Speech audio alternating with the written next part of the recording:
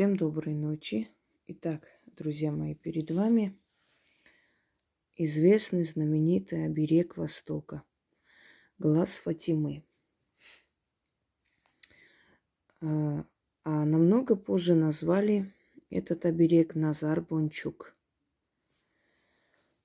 что в переводе означает оберег или спасение от сглаза.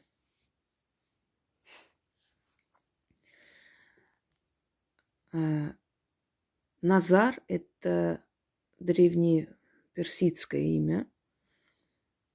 Назарус или Назар, что означает оберег или удача. Бончук прибавилось позже. Это уже из тюркского языка, что означает сглаз. Оберег от сглаза. Но до того, как это называлось глаз Фатимы, этот амулет или оберег знали как глаз Иблиса, так переводилось. Или глаз главного джинна. По-разному. На самом деле это доисламский оберег, именно поэтому исламские богословы часто, скажем так, осуждают в своих выступлениях подобные суеверия, призывая не верить этому, не хранить у себя. Но, невзирая на это, глаз Фатимы является один из самых почитаемых. Он сам по себе потеет, представляете? Один из самых почитаемых и часто используемых оберегов, амулетов от сглаза на Востоке. Немного истории. Дело в том, что дочь пророка Мухаммеда, Фатима, боясь, что ее жених может не вернуться живым с поля битвы, отдала ему такое синее стекло цвета ее глаз. И заговорила это стекло. А посредине нарисовала глаз. И сказала, что это оберег, который поможет ему вернуться живым. Если кто-то знает арабскую культуру, хочу объяснить, что считалось оберегом то, что напоминало темным или злым силам, смотря от кого оберегали. Напоминало нечто такое, что им близко и знакомо. Изображая на синем стекле глаз Иблиса, Фатима сберегла своего жениха от смерти и от зла.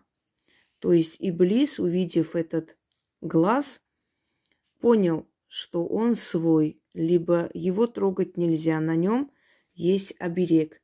То есть это некий условный знак для злых сил, чтобы они сразу понимали, что здесь им делать нечего. Этот человек, он под защитой определенных более могущественных сил. И тогда эти силы разворачиваются и уходят. Такие вот маленькие обереги носили мы в детстве. Но там были такие выпуклые, сделанный глаз из синего стекла. И точно так же нарисованный глаз. На булавку там насаженный, и нам давали носить. Либо как цепочка вешали на шею ребенку или на ручку надевали. Если для магазина, для дома, для кафе и так далее, то вешали вот такие большие обереги глаз Фатимы. Есть поменьше, то есть можно носить, и поменьше есть. Можно на себе носить вместе с украшениями, с цепочками. Есть такие, которые носят как браслет, собственно говоря, различные. Но одно условие, что этот амулет люди должны видеть, он должен быть на виду. Его прятать нельзя. Только тогда этот амулет оберегает, когда он вбирает в себя этот сглаз завистливый. Если вы чувствуете, что ваша торговля начинает останавливаться тогда, когда ваши конкуренты со всех сторон видят, как вы торгуете, значит, возьмите глаз Фатимы, вешайте, но перед этим начитывайте. К концу дня обязательно нужно, значит, отжигать, как называется, снять весь негатив, который этот амулет забрал за весь день. Либо к вам гости едут нежелательные, нежеланные, да, либо у вас какое-то заведение, и вы понимаете, что ваша торговля идет неплохо, лучше других. Естественно, могут сглазить, позавидовать, возненавидеть. На самом деле к сглазу относится как к такой элементарной какой-то ерунде, а это очень, очень большое заблуждение. От сглаза люди могут заболеть и умереть.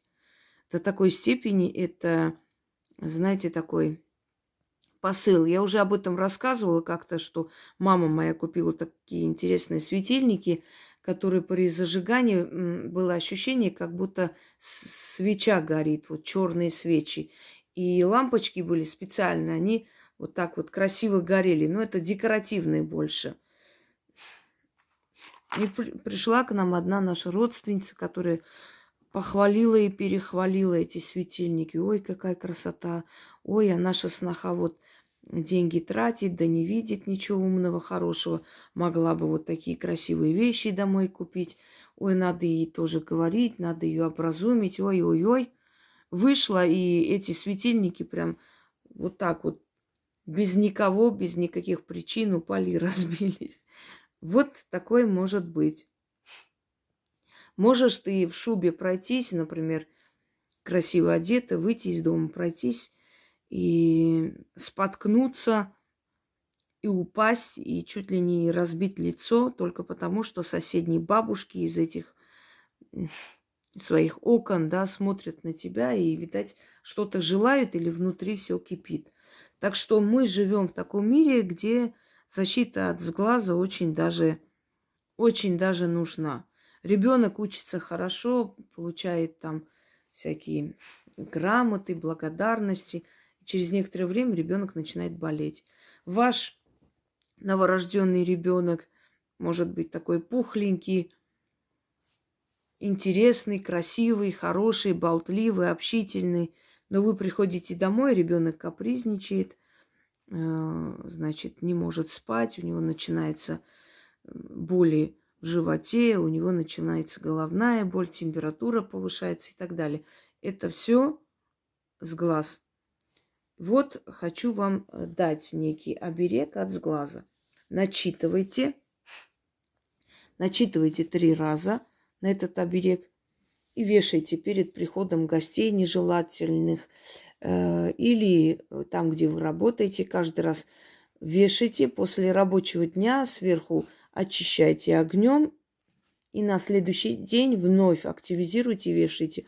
Можно просто так, но просто так он особо оберегать не будет настолько, насколько может оберегать, если вы активизируете заодно и с заговором. Значит, как очищает потом вот эту всю негативную энергию, которую она собрала в себя.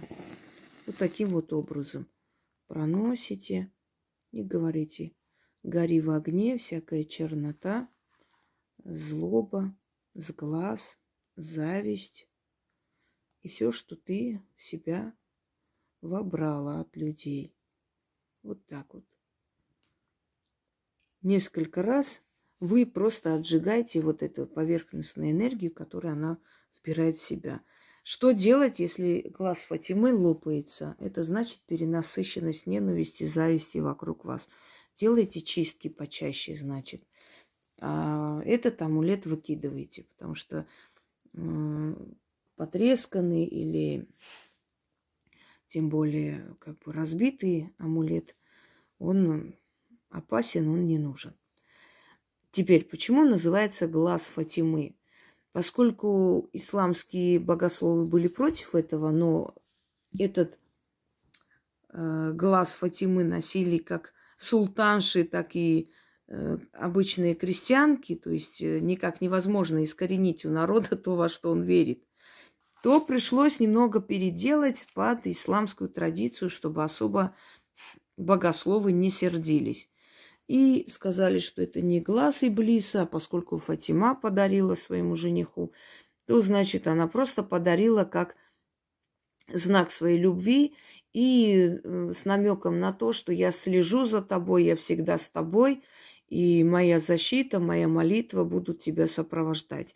И вот с того времени вот глаз Фатимы так и назвали этот исламский языческий оберег, амулет, который называли глаз Иблиса или всевидящее око, еще похоже, глаз гора очень подходит.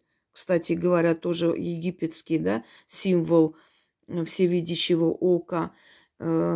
Глаз джина, который должен был сопровождать человека, то есть некого хранителя и так далее. И вот это все вместе собрали и назвали глаз Фатимы. Итак, хочу вам сказать, что вот этот подобный оберег вы можете увидеть во многих дворцах Востока. Исфаханский дворец, да, Саманидов, Крымский, Бахчисарайский дворец. Что еще? Топкапы Стамбула и так далее. То есть во многих именно восточных странах и с культурой Востока вы встретите вот этот оберег, который очень прочно вошел в восточный мир и не только, и никак не вытравить никакими религиозными, скажем так, нравоучениями. Так уж получилось. Но еще, естественно, можете увидеть и во дворцах Самарканда, и во дворцах древних эмиров, живущих в древности и прочее, прочее. Итак, этот оберег, который взял свое начало от арабов и укрепился у персов, у турок, у тюркоязычных народов, далее Средняя Азия, Малая Азия и до самой Индии во времена правления великих моголов, которые, в принципе, по религии были мусульмане. И название этого оберега, как бы он ни назывался до исламский период, но в данный момент этот оберег называется глаз Фатимы. И я вам рассказала, почему именно так и называется, и как им пользоваться. Он действительно будет оберегать и помогать. Через некоторое время вы увидите, что ваша торговля идет как раньше шло, что уже нету какой-либо там, скажем так, неудачи или торможения денежного, да.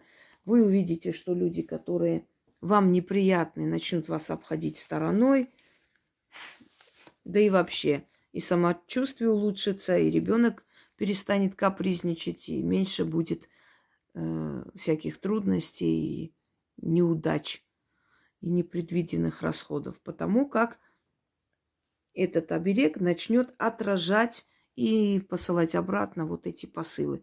Потому что глаза – это зеркало души, в нем отражается душа. Кроме того, как говорят ученые, глаза – это дорога в мозг. То есть в мозгу формируется вот эта вот энергия, посылы, этот сгусток. И вот этот сгусток может ударить по человеку. Вот это, почему многие, скажем, знаменитости надевают яркие одежды. Вы никогда не спрашивали, почему цыганки надевают яркие вещи, там, на свадьбы и так далее. Они прячутся за этими яркими одеяниями, понимаете? И обязательно есть что-нибудь более яркое. Розочка, еще что-нибудь подкрепленное. Есть люди, у которых камни просто лопаются. Вот любые камни, которые носят на себе, через некоторое время камни начинают лопаться. Серебро темнеет, золото темнеет и так далее. Это не всегда признак болезни сердца, как говорят. Это чаще всего именно с глаз. Почему эти сверкающие вещи носят что-либо на себе, что привлечет внимание? Потому что когда на тебя смотрят резко, первое, то есть что попадает на глаза этим людям, это вот то самое яркое нечто, что на вас есть. Ну, например, брошь какая-нибудь, да, какого-то цвета. Вот для этого, собственно, вот этот оберег, он такой яркий, и он сразу же привлекает внимание. Смотрите, глаз. Два глаза встречаются, и то, что наслали, идет обратно. Понимаете, обратная реакция. Потом зазеркаливание, стекло, понимаете. Энергия не проходит через стекло, оно идет обратно. И много других нюансов, которые я уже объясняла, говорила, не будем на этом останавливаться. Да? Итак, читаем. Каждый день, если вы вешаете перед входом, читайте каждый день по 3 раза. Если вы вешать будете дома перед входной дверью, желательно часто читать, активизировать. Но раз в неделю оттуда снять и очищать. Потому что, если у вас дома нет, там столько народу не приходит, как бы такой нужды нету. Но если гости пришли нежелательные, то лучше очищать. Когда вы будете очищать, очень может быть, что прям черный дым пойдет от спичек. Это нормально. Он съедает, жирает, уносит. Тем более вы поймете, с какой целью, с какими мыслями к вам эти люди пришли. Итак, читать нужно таким образом. Сохрани меня, древний оберег, сила глаза Фатимы. Избавь меня и защити, сбереги меня в слабый мой час от завистливых и колючих глаз. Сохрани и сбереги от черного глаза, от серого, от синего, от голубого, от зеленого, от ненавистного, от завистного, лихого и злого, или завистного, как хотите, лихого и злого, от женского глаза, от мужского. Всю черноту в себя вбирай, зло от меня забирай. Истинно так, заклято. Да, если вы найдете маленький глаз Фатимы, который носит там как оберег на себе, там на булавку насаживает или как браслет, можете и на это начитать, в принципе. Есть разновидности этого оберега разные. Неважно, иногда подкова с этими глазами, можете читать на эту подкову. То есть не обязательно, чтобы оно было именно такой формы, но чтобы это был глаз Фатимы. Вот именно синее стекло и нарисованный глаз. Еще раз. Сохрани меня, древний оберег, сила глаза Фатимы. Избавь меня и защити, сбереги меня в слабый мой час от завистливых, от колючих глаз. Сохрани и сбереги от черного глаза, от серого, от синего, от голубого, от зеленого, от ненавистного, от завистного, лихого и злого, от женского глаза, от мужского. Всю черноту в себя вбирай, зло от меня забирай. Истинно так, заклято. Вопрос, можно ли своему ребенку читать? Можно ребенку до 15 лет. Дальше ребенок уже не ребенок. Он сам должен начитать и носить это. Если сможете, научите. Кстати, чистки и прочие детей не подпускать. До 20 лет чистки и прочее не нужно, если нет такой острой необходимости, которую вам, скажем, порекомендовала ведьма. Можно ли детям читать на удачу, на учебу? Можно. Это такое же обращение к силам. Эти боги создали как вас, так и этих детей. Поэтому это возможно. Сохрани меня, древний оберег, сила глаза Фатимы. Избавь меня и защити, сбереги меня в слабый мой час от завистливых и колючих глаз. Сохрани и сбереги от черного глаза, от серого, от синего и голубого, от зеленого, от ненавистного, от завистного, лихого и злого, от женского глаза и от мужского. Всю черноту в себя вбирай, зло от меня забирай. Истинно так, заклято. Если все сделаете правильно, через некоторое время заметите, какие перемены у вас произойдут, как вам станет легче и спокойнее. Потому как зависть, она портит нам жизнь, на самом деле портит. И завистливый человек, запомните, не останавливается только на зависти, только на мыслях. Он обязательно переходит в действие. Нет ни одного завистливого человека, который остановится на словах, на мыслях каких-то. и так далее. Завистливый человек получает физическую боль, если у вас все хорошо. Он должен что-то сделать гадкое, какое-нибудь зло причинить для того, чтобы ему стало лучше. Потому что если у человека есть зависть, малейшая зависть, почему я вам говорю, давите, душите в себе зависть. Это зависит от полета души человека. Либо человек себя возьмет в руки, либо будет развивать это. Сразу же задушите эту зависть, потому что этот маленький червь становится драконом. Вы потом становитесь одержимы. Вы не замечали, что человек злой, изначально немного такой злобный, ехидный, потом начинает больше, больше, а потом его не остановить. Он становится как одержимый. Одержимый идеей делать кому-то зло. Потому что внутренний вот этот демон начинает усиливаться. Он питается этой энергией зла, которую он сеет вокруг. То есть он забирает от людей эту энергию зла, поскольку его ненавидят, проклинают, да, он там создает такую энергию, поднимает вокруг себя вот эту злую энергию, которая питает этого демона. А потом этот демон, когда голоден, начинает сжирать вот этого человека. Вы не замечали, когда человек завистливый о ком-то говорит, у него зубы сжимаются, у него кулаки там сжимаются, он от злости, от краснеет, аж у него глаза сверкают от злобы. Потому что внутренний этот демон, он пока не получит новую порцию вот этой энергии страдания, злости, он не успокоится. И в конце концов человек сам себя обрекает на одиночество, на абсолютно ненужность и, может быть, и душевную болезнь. Потому что многие завистливые люди в итоге жизни остаются совершенно одни. Нет, остаются и хорошие люди одни, но меньше всего. И это разные причины. Они-то одинокие остаются и умирают в славе, в благополучии. Но эти остаются одни, сходят с ума.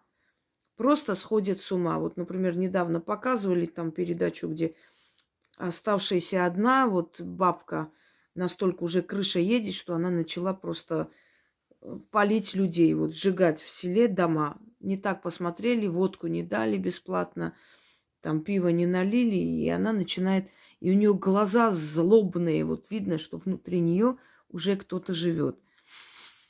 Даете волю этой злой силе внутри вас поселиться, она начнет вас жрать.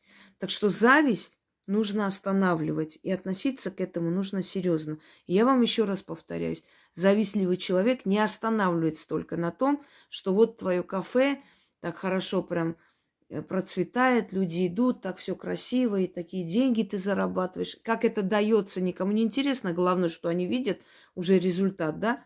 Вот у тебя хорошо работает, все у тебя есть. И что бы делать? Вы думаете, что он просто посмотрел, полюбовался, разозлился и ушел? Нет. Он будет звонить там каким-то службам, чтобы пришли с проверкой. Он будет скандалить, он будет людей настраивать. Он может на сайте даже создать что-нибудь такое, антирекламу твоего кафе, сказать, что там люди травятся, что у них еда плохая. Вот я уверяю, что многие люди, которые работают на себя, они себя, то есть они узнали, извиняюсь, может, и себя узнали кто-то, но в основном узнали таких людей, которые сначала анонимно, а потом уже не скрывая, начинают поганить людям жизнь. Другая сумасшедшая бабушка, которая... Самое страшное, что в другой стране вообще за это сажают и назначают принудительное психиатрическое обследование, а у нас этого нет. Другая бабка, которой там комментарий не понравился чей-то в интернете, она нашла адрес этой женщины, начала звонить и говорит, что ее муж, в общем, пристает к ее детям, попросила проверить то. И вот эти службы без конца идут и идут и идут в дом этого человека, не дают ей спокойно жить. Уже давно поняли, что там ничего нет. И она говорит, ну вот как вот? Как так возможно, что человек просто из-за каприза берет и поганит мою жизнь? Позвонили журналисты этой бабки, спрашивают, вы почему это делаете? Хочу и делаю. Вот был ответ. Понимаете, вот о чем речь. Что завистливый человек, злобный человек, он не останавливается только на зависти, злобе, там он пару слов сказал, и на этом все. Нет, он будет поганить, портить жизнь, потому что внутренний демон, который там есть, он требует все время пополнение новой еды, новых эмоций, новой злобы. Он на этом не останавливается. И именно потому относитесь к этому серьезно. И принимайте меры против подобных личностей, чтобы остановить их. Их нужно останавливать, иначе они вам житья не дадут. Всем удачи и всех благ.